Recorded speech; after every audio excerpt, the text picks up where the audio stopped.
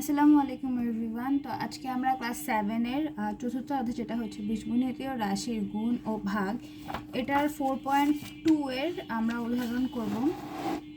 তো এই উদাহরণটা হচ্ছে 12 নম্বর উদাহরণ। 12 নম্বর উদাহরণে আমাদেরকে বলছে যে 40x⁸ y⁻10 z⁻5 কে -8x⁴y² আর z⁴ দ্বারা ভাগ করো। তো আমাদেরকে এখানে কি বলছে? আমাদেরকে এখানে বলছে যে উদাহরণ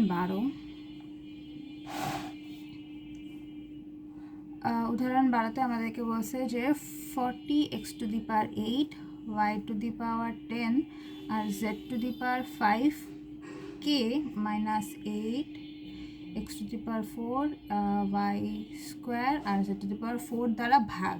তাহলে আমরা আমাদের যে 40টা আছে সেটা উপরে আসবে, মানে 40-র সাথে 40x⁸ y⁻10 z⁵ এটা উপরে আসবে, কারণ বলছে এটাকে এত দ্বারা ভাগ। তাহলে এটা উপরে আসবে আর নিচে যাবে কি -8x⁴ y² আর z⁴। এখন আমরা দেখতেছি যে এখানে 40 আর -8 এই দুইটা হচ্ছে ধ্রুবক। তো আমরা এই দুইটা ধ্রুবককে আমরা আলাদা করে লিখতে পারি যে 40 -8 ডিভাইডেড বাই -8। এখন 40-র সাথে x⁸ y⁻10 z⁵ এগুলো গুণ আকারে আছে। তো আমরা এটা এভাবে লিখতে পারি যে x আর x দুইটা ধ্রুবক সেম না, x, তো আমরা x⁸ ডিভাইডেড বাই x⁴ এভাবে লিখতে পারি ইন্টু y আর y, তাহলে y⁻10 divided by y² into z⁵ z⁴ আমরা এইভাবে লিখতে পারি, রাইট?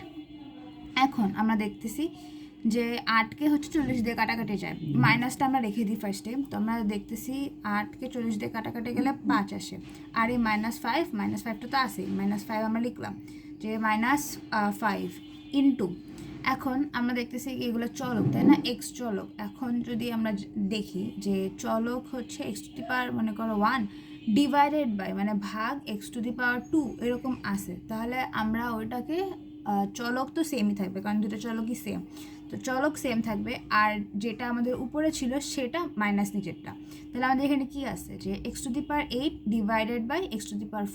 তো আমরা লিখতে পারি যে x⁸ -4 যদি আসে, দেখো এখানে যদি থাকতো যে x² ডিভাইডেড বাই x1, তাহলে যেহেতু ভাগ আছে তাহলে আমাদের চলক সেমই থাকবে, এটা হয়ে যাবে মাইনাস, তাই না? এরকম হয়ে যাবে, তাহলে এটা হবে x, যেটা 1, আমরা এটাকে এরভাবেও লিখতে পারি, x লিখতে পারি। আর যদি থাকতো যে x ইন্টু এক্স, তাহলে x² ইন্টু এক্স, তাহলে আমরা লিখতে পারতাম যে x2 + 1 x³। এটা আমরা মনে রাখবো, যদি হচ্ছে গুণ থাকে তাহলে ওটা যোগ হয়ে যায়, আর যদি ভাগ থাকে তাহলে ওটা মাইনাস হয়ে যায়। তো আমাদের এখানে গুণ ভাগ আছে, তো আমরা 8 - 4 লিখবো। সেম y এর জন্য যে 10 - 2, আবার হচ্ছে z এর জন্য যে 5 - 4। তো এখন আমরা যদি সব ক্যালকুলেশন করি, তাহলে 8 থেকে 4 বাদ দিলে আমাদের আসবে 4। গুণ এখন না দিয়ে ডাইরেক্ট লিখে দিব যে -5 x⁴ y, 10 থেকে 8 বাদ দিলে 10 থেকে 2 বাদ দিলে 8 আসে, তাহলে y⁸ আর z⁴।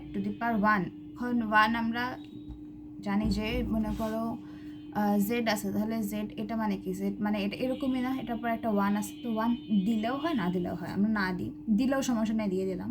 এটাই হতেছে আমাদের অ্যান্সার। তো আমরা এটা করলাম। উদাহরণ 13 করি।